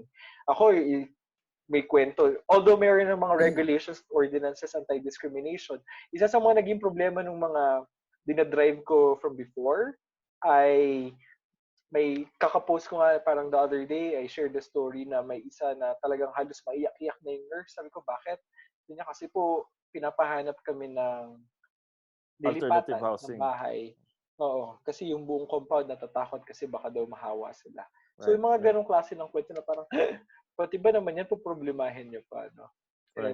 And good thing then, there are different groups who are already offering accommodations. But it's really difficult, no? Parang, how do you balance that? Kasi, yun nga, parang, right now, it's an unknown eh. Hindi mo nakikita eh.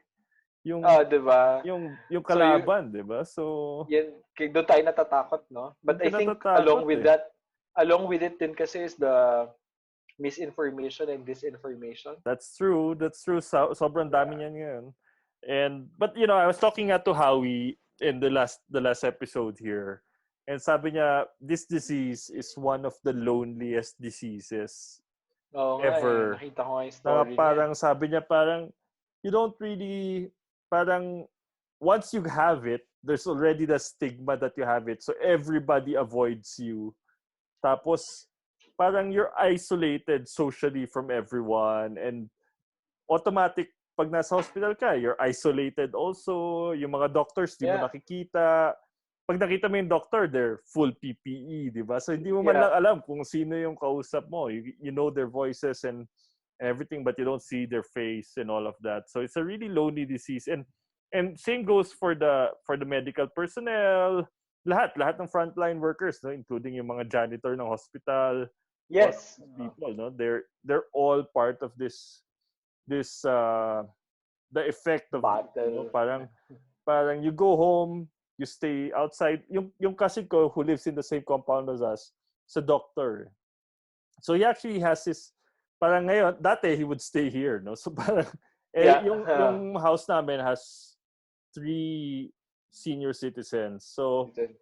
he's been staying, naglagay kami ng parang router that na Wi-Fi so he can use the Wi-Fi from across the ano. So parang The inayos lang namin house. para pwede siyang ano, but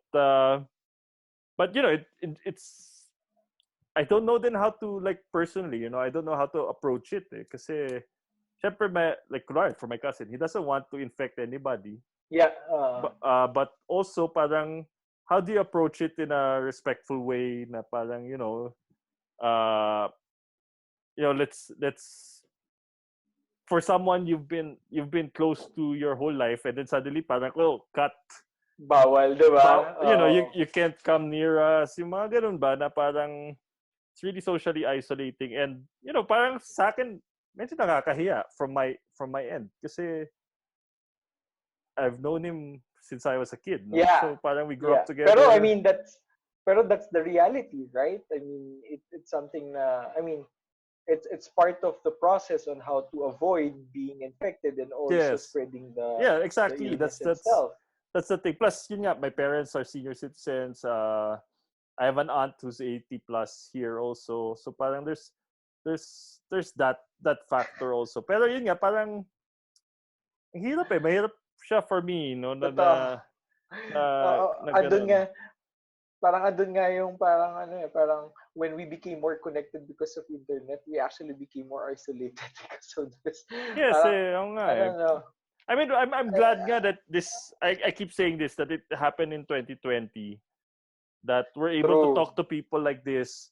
If it happened when we were in college, there, naka-dial up connection tayo to the internet. Or, It or wouldn't meron even kang possible. 3310 na cellphone. Oo, diba? Pwede ka Text to all. mag-telebabad. Pwede ka mag-telebabad sa cellphone, I suppose. But, and even then, cell phone calls were expensive, diba? Prohibitively expensive. True. So, now it's much, much cheaper to call. Even just making a phone call is cheaper. Texting is practically free at this point. Yeah, free. With Yeah. Wi-Fi, diba? So I think at this point we're lucky that it happened now, that in this world of Yeah. interconnectivity. Pero also unlucky na ang daming fake news, ang daming Yeah, I think the disinformation, misinformation, diba? Even yung mga simple na toilet paper banana yeah. craze. Alam mo yun? Tsaka ang Parang, dami ko nakikita like sa YouTube now, there's a lot of information, a lot of videos na parang this doctor has this cure na parang pure, yeah. lalabanan nito ng FDA, hindi to papayagan.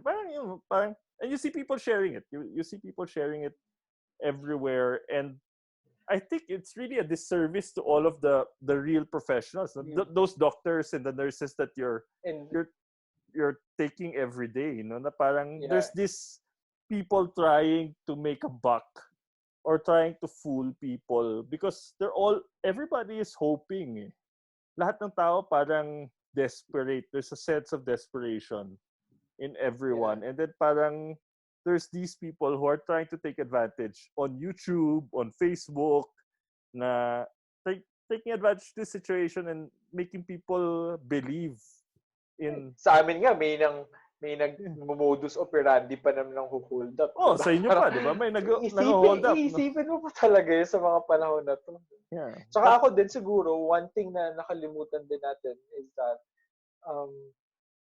although yung lockdown, siguro mahirap din siyang i-process ngayon, pero kailangan nating i-lockdown. Pero marami rin talagang tao na wala namang kasing bahay. Yeah, exactly. Sila pwede mag-lockdown. Medyo talaga ako, so with some friends last week, may mga nag-donate, nagsabi na, Deo, mag-donate kami pero hindi kayo makalabas, kayo distribute food, ganyan. Talagang makikita mo yung mga tao na it's not because they want to be there. Yeah, but of course. They didn't have the choice but to be there. Dami kami nakita ng mga construction workers na nawala ng trabaho, hindi makauwi. Alam mo yun? They were decent people. Yeah. Pero ang problema, wala. They were caught in the situation. Yeah, and a lot of these people, hindi pa sila taga Manila, di ba? So wala silang inuuwian. Ito yun, hindi pa sila taga Manila. Wala silang suporta. They don't even have a way to call their family back. Exactly, so, exactly. It was also for me, it wasn't just, hindi lang in-expose yung kakulangan natin in terms of the healthcare system, but it also exposed us on a lot of things.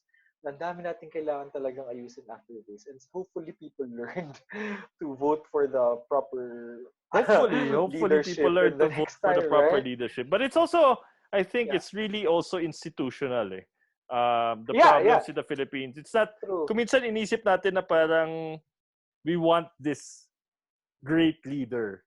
Diba? Parang yun palagi. We always want this great leader. Messianic leader. Diba? Parang ganun. Pero we never really get it na parang you need to fix the system. And it's the leader. I find it weird na every time there's a problem, parang, Dear President Duterte, parang hindi naman, that doesn't work, diba? That's not the way it works. There has to be a system where the institutions, the DSWD, DOH, they have the capacity to actually do the work. Hindi yung parang, may problem ako sa bigas ko. go to President Duterte. May problem ako sa True. parang, I it's not, know. he's not the king, although that makes him feel like a king. So parang King. yun yung ano dun eh. So, hirap. I mean, alam mo yan I kasi pareho know. tayong galing sa UP. It's one of those things Yeah. that's but Reklamador tayo eh. So. Lamador, but like UP now galing, ah. I mean, test Yeah, kit, yeah, right. a Yeah. resiliency institute, what Yeah. you're And I don't know doing, if you've read the latest report, yung COVID response team ng UP came up with a recommendation on yeah, how to move nakita ko forward eh. after the April I 30. saw that. I read It it. was actually, yeah, I was in the same group chat with these people, it's very amazing how to see 30 plus different minds working together to come up with a very comprehensive Galing, di ba? recommendation. I mean that stuff Yeah. like that makes you appreciate why may konting yabang that we're called the University of the True, Philippines. right? It's And nandun tayo. I mean, the university was there when we needed it. So, right. It's I been mean, in there. different, They've started making yeah, ventilators, all of these things, di ba? lahat. All the innovations. At all levels from Yeah. the Dito nga small sa UP community Baguio, apps alcohol to, yata eh. So, right, yeah, and they've been face making shields, I alcohol. think they're And face doing it. shields, So, yeah. So it's really parang sobrang kaka-proud, no? Na coming from UP, seeing all of this action out there na parang implementing all the science. Ang galing eh, di ba? mhm. Implementing the science. You Yeah, yeah. don't normally see, most of my life, you don't really see the implementation of the science. You just see research And papers. you So, get to see the science translated into application. yes. But Oh, sige. Nagtatawanan nga kami kasi suddenly, 'di ba, POEA released a parang ban on deployment of certain medical kasama professionals. Kasa, microbiologist nakita ko. kasama naman, oh! Wow, we're not considered important, Yeah, important na kayo. Bigla. Yeah. I mean, at least it made him realize that there are also a lot of other professions na baka they Exactly. need to also support in the future, 'di ba? That's true. And I hope after this, I mean, you get your research money. I mean, that's one of the things that comes from this. Parang Yeah, knowledge is power nga, and true. putting money into the research informs policy, it informs action, and that's how we should be acting eh. Hindi pwede yung gut Yeah. feel lang palagi, which No, hindi I think the talaga. problem is we have too many lawyers in the government. We have too many lawyer politicians. And all of them are just acting based on laws, legal, gut feel. Mhm. We need more scientists, no? More people who actually True. understand science to be Yeah. making And also policies. people who can actually translate the science And to the yes, like people. you, diba? Science Ikaw, you can communication is na science trying. communication. But no, it's really important, Trying. Parang Yeah. I know so many scientists and so many researchers, and that's the hard part. Eh. They It's write really, they you write know, all these papers who only their friends will read. And parang palagi ko sinasabi, gawa nyo ng comics or yeah, make the common man understand this, because yeah, it doesn't matter if it's peer reviewed, comes out in Nature or whatever true. publication, if nobody who actually is involved in policy or who will influence policy reads this and understands it, wala siyang gamit, diba? It's just Sabi nga namin we need to remind ourselves who paid for the research.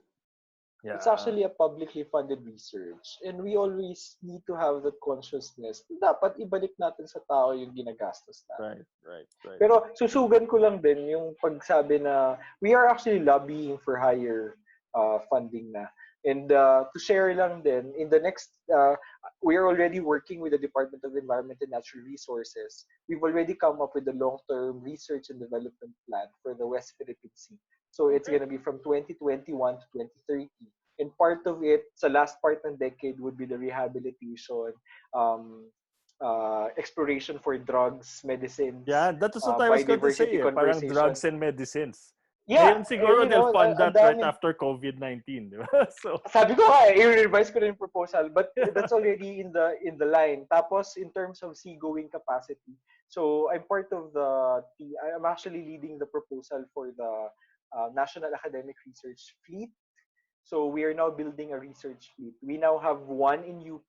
We are already in the process of procuring four more with the funding from the national Wow, government. 4 more I think ships. from yeah, four more ships. I think from Wow. last year na sobrang ingay natin na tinanong nila kami, ano ba kailangan ninyo? Kailangan namin ng mas maraming barko. And through the leadership of the Marine Science Institute, we were able to acquire funds Pero for pag four more ships. ganyan, who mans the ship? You need to hire a captain and a crew. Yeah, we there are two possibilities. One is you ask the Philippine Coast Guard to man the ship, and then you as scientist use it. Kami, parang mas gusto namin ng mas may liberty kasi kapag Coast Guard and armed personnel, medyo may hierarchy eh. Yung Right, right. bureaucracy, mahirap. Kami sa science, mas flexible kami. Parang, punta tayo doon, punta tayo dyan. So Pag sa parang kanila, kailangan private, ipaalam pa hanggang doon. So sa amin, mas ano siya, SUC owned talaga. So UP Okay. employees, civilian ship siya. Right. So yung plan din natin with the ship is that we already have one in MSI. We will have four more. Pero yung apat na yun will be distributed throughout the country. Nakapag-visit na tayo sa Sorsogon, kung saan pwede maglagay ng isang barko. UP Visayas will have one ship, and then Mindanao will have one ship, and then another one. Wow. That would be amazing, no? We'd have like Yeah. ships all over the country to do the research. Yeah. Parang, Yeah. Kaya sabi ko nga, it's also a golden time for Filipinos to actually explore careers in marine science. Right, Kasi right. opportunities na to eh. Yeah. Well, hopefully, that's something that we hope will come next year. Kung may pera pa tayo after this crisis. Sana hindi nila galawin yung budget for the ships. Nasagaan naman na siya. Hinihintay na lang namin yung release. So well, hopefully, that's something. And yeah. Well, no, Deo, salamat, no? Galing. I mean, all your work. Thank you. Pahaba yung kwentuhan pala. Oh, sarap ng kwentuhan. Parang, all that work, sobrang interesting for me. Marine biology. It's been a while since I've had to discuss with somebody who actually does, marine science, environment. That used to be a lot more of my world. Ngayon, I talk to more politicians and which is also important. But yeah, thank you. And then of course what you do for and congratulations to you too. Thank you for driving. Come on, you're GLE. For driving Frontliners, I mean that's incredibly brave. I mean, that's something you're putting yourself out there every day. For an unknown disease and yun nga parang you're a psychiatrist for these people, no? You're listening to their stories. I'm sure nakakatulog na sila in your car and sinasakay mo sila. It's incredibly comforting that you and all these other drivers are able to provide this space for them. No? It's like a safe space. It's a safe bubble that's not work. And it's also not at home where they're also stressed of infecting their but it's this little safe bubble which takes them an hour or 30 minutes na parang parang ibabagsak na lang nila lahat, diba? Yun na yun eh. Parang yun na yung sabi nga ni VP Robredo, let's try to be the best of ourselves in the worst of times. So yeah, siguro ito lang yung best na pwedeng ibigay at this point in time. So. Yeah. And thank you, Deo, for bringing out the best of yourself and inspiring everybody. Thank you. Inspiring thank everybody. You too. Salamat. This is such a fun discussion for me. And of course, UP Baguio Mountaineers were I'm wearing the shirt. 10 years ago. Sabi ko, kailangan ko bumisita ng Baguio ulit. Sabi ko, pagkatapos ito, akit ulit ng Cordillera. Yeah nga, diba? So, we have to do a parang reunion one of these days with the Mountaineers. True. Hiking. All of this. Just slow, get back to the wilderness. Yeah, just camping. Napapanaginipan ko na. Tapos, bibisita ako sa Palawan to visit your home also when this is all over. Yeah, so, and then Mantalingahan. Yeah, definitely. So, since nagpa-podcast ka na, kunin ko lang yung 1 minuto ng oras na to. Yeah, okay, go. May mga nakikinig sa'yo. So, I have a lot of research projects ongoing in MSI. And I'm actually looking for MS students pa yung mga nakikinig sa'yo. Ayun, MS Masters and students. PhD students. Masters and PhD students, these have scholarships either from the project funded by the Department of Science and Technology or actually scholarships directly from the Department of Science and Technology. Wow. So if you're interested, research namin are West Philippine Sea, Philippine Rise, Sulusi, actually Arctic too. I'm still doing Arctic research. I will be sending students in the Arctic. And then plastics. So I'm now leading the first nationally funded research program for plastics in the marine environment. Yung pangalan ng project is Plasmeets, Plastics in the Marine Environment, Aquaculture, and Trophic Systems. So if you're interested, I'm interested. kala mo, no? Kala mo show no? If you're Yeah. interested, sa mga nakikinig sa podcast na to, if you're interested, visit the Facebook page of my laboratory. It's called Microbial Oceanography UPMSI. So yung details ng application nandun. Baka you can send it to me and then I'll put it in the notes so people can actually go easily. Sige. So just send me the link and then I'll put it in the notes. Last few questions lang. Yeah. Is there a book that you currently read? Is there any books that you're reading at the moment, or a book that you would recommend? A book that I would recommend? Baka hindi ko i-recommend.